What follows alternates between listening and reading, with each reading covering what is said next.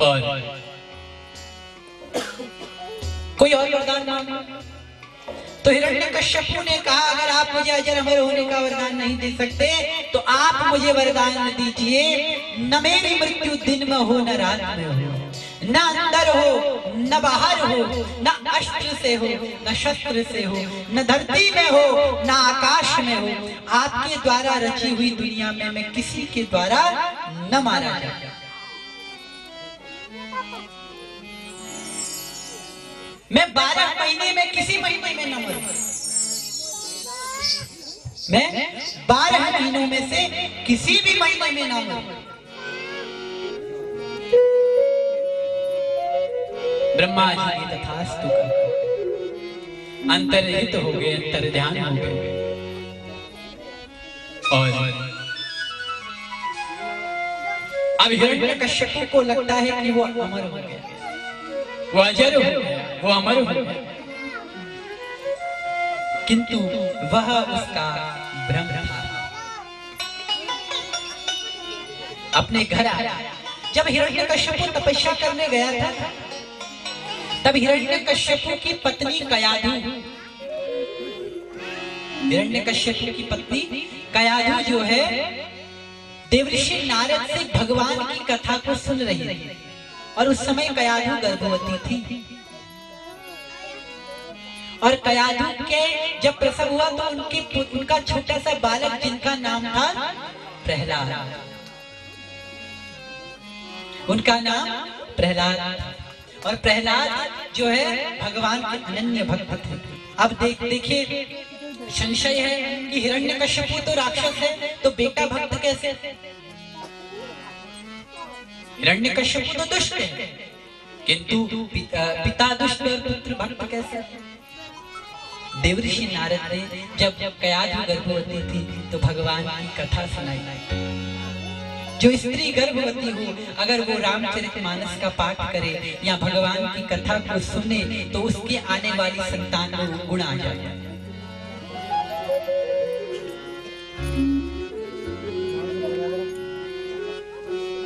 तो प्रहलाद जी महाराज भगवान की परम भक्त थे, अनन्य भक्त थे। एक दिन हिरण्यकश्यपु ने अपने पुत्र प्रहलाद को बुलाकर कहा कि प्रहलाद बेटा, तुम्हारे गुरु, हम सबके गुरु शुक्राचार्य जी ने तुम्हें शस्त्र विद्या सिखाई है, उसमें क्या सिखाया, जरा हमें भी तो दिखाओ, क्या सीखा तुमने? तो प्रहलाद जी महाराज कहते हैं, पिताजी मैंने गुरुदेव से सीखा, श्रवणम कीर्तनम विष्णुर स्मरणम पाद सेवनम अर्चनम वंदनम दास्यम सख्यमात्म निवेदन। मैंने नवधा भक्ति का ज्ञान लिया, मैंने जो है नवधा भक्ति का ज्ञान लिया। क्या? श्रवणम, पहले भगवान की कथा, पहली भक्ति भगवान की कथा को सुनना। श्रवणम तदुपरांत, श्रवणम कीर्तनम, भगवान का संकीर्तन करना। श्रवणम कीर्तनम विष्णु, भगवान विष्णु का संकीर्तन करना। श्रवणम कीर्तनम विष्णु स्मरणम पाद सेवन, भगवान का स्मरण करना एक भक्ति ये भी है कि भगवान को हम याद करें। एक बार एक भक्त गया दरबार पर, एक व्यक्ति, तब भगवान ने कहा, बेटा मांगने ही आता है, कभी मिलने भी आ जाएगा। तो श्रवणम कीर्तनम विष्णु स्मरणम पाद सेवन, एक भक्ति स्मरण और अगली भक्ति पाद सेवन, चरणों की सेवा, भगवान के चरणों का वंदन, चरणों की सेवा। अर्चनम वंदनम दास्यम, भगवान का निराजन अर्चन पूजन करना, अर्चनम वंदनम दास्यम, भगवान का वंदन करना, भगवान को नमन करना, भगवान को साष्टांग करना, ये भी भक्ति है। अर्चनम वंदनम दास्यम, दासत्व भाव। हम भक्त तो कहता है भगवान मुझे आप अपने दासों का भी दास बना। वास्तविक जो सच्चा भक्त होगा ना, वो यही कहेगा कि प्रभु आपका भक्त तो हम बने अथवा न बने, इतनी सामर्थ्य हम में कहां, हम आपके दासों के भी दास हैं, वही बहुत।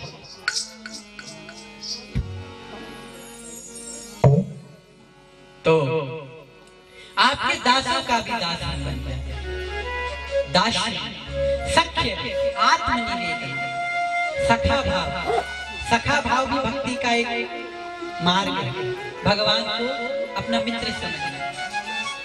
आप वृंदावन गए होंगे तो लोग अपने घर में लड्डू गोपाल रखते हैं, आप लोगों में से कोई रखते होंगे।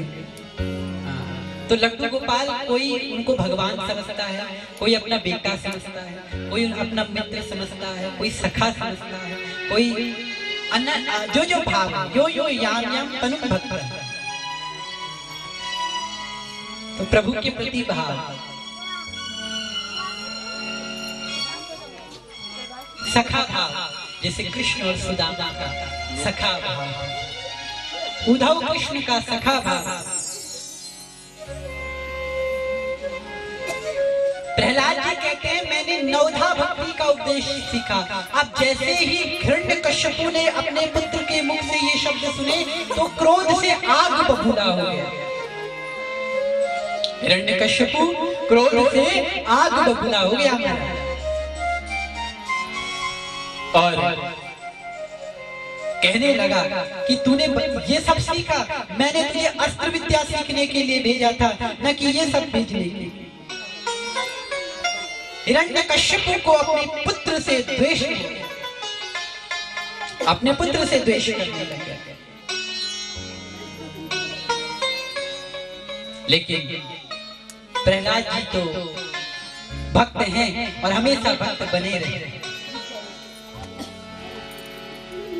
तो उन्होंने हिरण्यकश्यप को वो सब देखा, तो उसने भगवान श्री प्रहलाद जी महाराज को मारने के लिए अनेक प्रयत्न किए, नमक की भंडार में डाल दिया। प्रहलाद जी को नमक के भंडार में डाल दिया कि ये इसमें गल जाए। प्रहलाद जी महाराज को उसने चट्टान से नीचे फेंका। जाके राखो साइया, मार सके न कोई, बार न बाका कर सके जो जग मेरी। जिसकी रक्षा भगवान करते हैं उसका कोई नहीं बिगाड़, कोई कुछ नहीं बिगाड़ सकता। तो अनेक प्रयत्न किया। अपनी बहन होलिका, हिरण्यकश्यपु की बहन थी होलिका, जिसको वरदान था कि उसको अग्नि प्रभावित नहीं कर पाएगी, कि वो अग्नि में अगर कूदे तो वो जलेगी नहीं। तो हिरण्यकश्यपु ने अपनी बहन से कहा तुम्हें अग्नि से प्रभावित न होने का वरदान है। तो एक बहुत बड़ी चिता बनी, उसमें होलिका बैठी, और होलिका जब बैठी तो अब उस प्रहलाद जी महाराज को भी अपने गोद में बिठाया। नीचे से चिता जलाई गई। होलिका जोर जोर से हंसने लगी। जब चिता पूर्ण रूपेण जल गई, जब जलने को आतुर थी तो होलिका जल गई, पर प्रहलाद जी बच गए। होलिका आकाशवाणी हुई, होलिका तुझे अग्नि से न जलने का वरदान था। कब? तब जब तू किसी की रक्षा कर, अगर अग्नि में फंसा हो, अगर तू उसकी रक्षा करती तो तुझे अग्नि प्रभावित नहीं कर। लेकिन तूने यहाँ तो भगवान के भक्त को मारने का प्रयत्न किया है। तो होलिका का उद्धार हुआ। उसी दिन से हम होली जो चीर दहन करते हैं, होलिका का दहन करते हैं। तो हिरण्यकश्यपु ने एक बार प्रहलाद जी को अपने कक्ष में बुलाया, अपने राज दरबार में बुलाया, कहा तू इतना नारायण नारायण करता है, इतना भगवान का नाम जपता है, कहाँ है तेरा नारायण, कहाँ है तेरा ईश्वर, तेरा ईश्वर कहाँ है, तेरा भगवान कहाँ है। प्रहलाद कहते हैं पिताजी आपका प्रश्न गलत है, आपका प्रश्न गलत है। आपने पूछा मेरा नारायण कहाँ है, आपने पूछना था तेरा नारायण कहाँ नहीं है, तेरा नारायण कहाँ नहीं, क्योंकि हरि व्यापक सर्वत्र समाना, हरि तो यत्र तत्र सर्वत्र विद्यमान। ऐसा कौन सा स्थान नहीं जहां परमात्मा विद्यमान न हो, ऐसी कौन सी जगह है जहां मेरे नारायण न हो। लेकिन कब आएंगे, प्रेम ते प्रकट होय में जान, जब हम बुलाएंगे तो अवश्य आएंगे। किसने कहा परमात्मा नहीं आते, वो एक आपने भजन सुना है, कौन कहते हैं भगवान खाते नहीं, बेर सब के जैसे। किसने कहा भगवान खाते नहीं, आप सबरी का भाव तो लाओ। किसने कहा भगवान खाते नहीं, आप सबरी का भाव तो लाओ, तो आपके घर के भटके डुबके भी खाएंगे वो। बस भाव होना चाहिए, आपके भीतर अनन्य प्रेम होना चाहिए। भाव ही भवकार, भगवान को हम भाव से पुकारते हैं तो अवश्य आता है। वो कौन कहते हैं भगवान आते नहीं, क्या है द्रौपदी की तरह, जब बोलो कहेंगे तब तक बोलेंगे।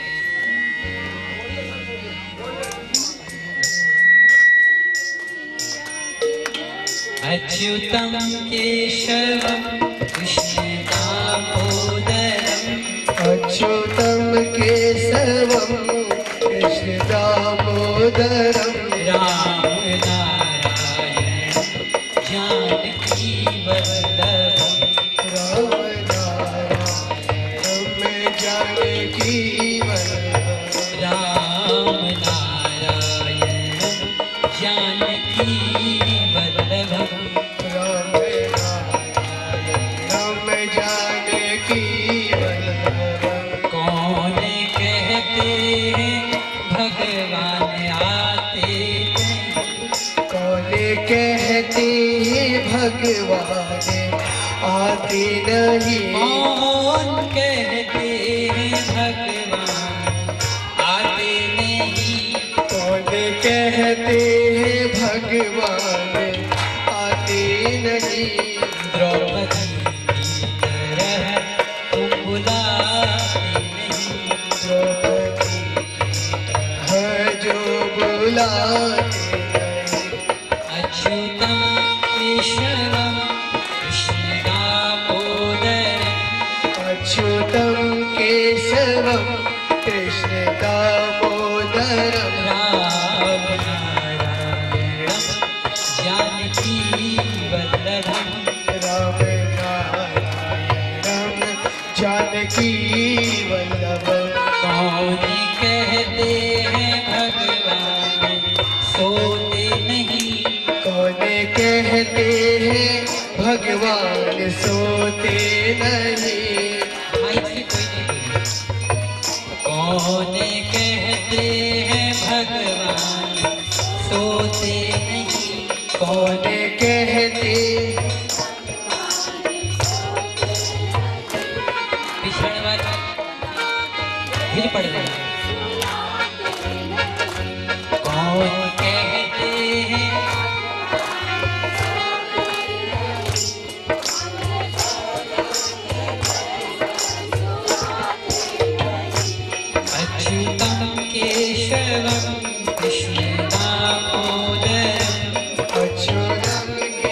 केशवम कृष्ण दामोदरम राम नारायण जानकी वल्लभम राम नारायणम जानकी।